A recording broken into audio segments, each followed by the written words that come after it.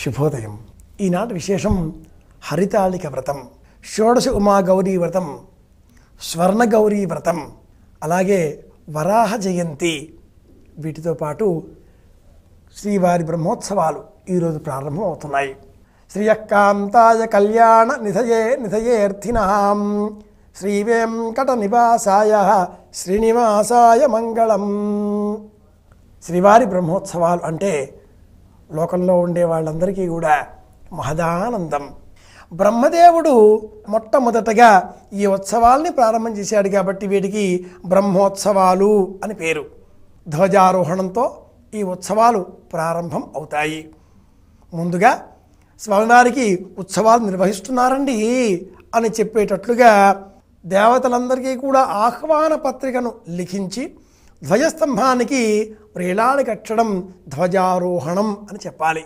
ఒక వస్త్రం పైన గరుత్మంతుడు, గరుడాళ్వార్, ఆంజనేయ స్వామి వీరిని చిత్రించి ముహూర్తము, సమయము, కాలము అంతా రాసి శ్రీవారికి ఉత్సవములు నిర్వహింపబడుతున్నవి అంటూ ఆహ్వాన పత్రికను ఇలా వ్రాసి ఆ ఆలయం సామీప్యంలో ఉండేటటువంటి ధ్వజస్తంభానికి వ్రేలాడ కడతారు, అర్చిస్తారు. ఇలా ఆహ్వానం పంపడమే 33 కోట్ల దేవతలందరూ కూడా ఇక్కడికి రావాలి అని చెప్పడమే ఈ బ్రహ్మోత్సవాలు ఇలా ప్రారంభమవుతున్నాయి అని చెప్పడమే ఈరోజు ఉండే విశేషం. అలాగే హరితాళిక వ్రతం, ఈ విశేషంగా గౌరీదేవిని అర్చించాలి. తదియ తిథి నాడు, విద్యతో కూడిన తదియ కానీ తదియ తిథి నాడు కానీ అంటుంది సంప్రదాయం. అమ్మవారిని అన్ని రూపాల్లో కూడా మనం స్తోత్రం చేస్తాం.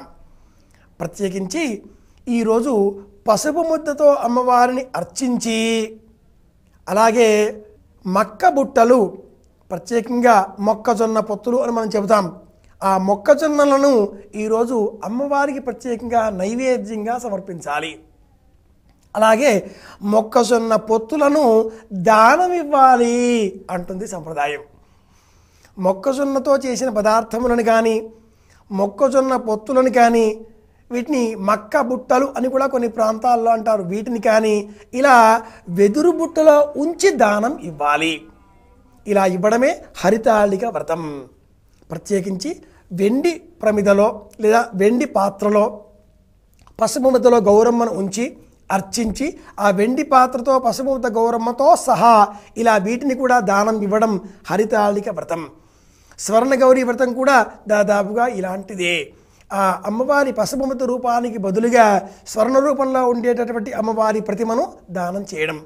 అలాగే వరాహ జయంతి, ప్రత్యేకించి హిరణ్యాక్షుడు అనే దుర్మార్గుడు వేదాలను అపహరించాడు, సముద్రంలో దాగాడు, భూమండలాన్ని చాపగాజుడు తీసుకుపోయాడు. ఇలాంటి పౌరాణిక కథనాలు అనేకం మనము చెప్పుకుంటూ ఉంటాం. ఆ దుర్మార్గుడిని అంతం చేసే నిమిత్తమై భూదేవి కోరిక మేరకు ఆ శ్రీమన్నారాయణమూర్తి ఆది వరాహ రూపం ధరించాడు. ఆ దుర్మార్గుడైన రాక్షసుడిని సంహరించాడు, వేదాలను తీసుకువెళ్ళి తిరిగి బ్రహ్మదేవునికి అందించాడు, నీటిలో మునిగిపోయినటువంటి ఈ భూదేవిని ఉద్ధరించాడు. ఇలా వరాహ రూపాన్ని ధరించాడు కనుక ఈరోజు మనం వరాహ జయంతిని కూడా నిర్వహించుకుంటాం. ఏమైతేనేం వెంకటేశ సమస్థానం బ్రహ్మాండే నాస్తి కించన వెంకటేశ సమో దేవో నభూతో నభవిష్యతి. ఇలా ఈరోజు మనం బ్రహ్మోత్సవాలను ప్రారంభం చేసేటటువంటి అంశాన్ని జ్ఞాపకం తెచ్చుకుందాం.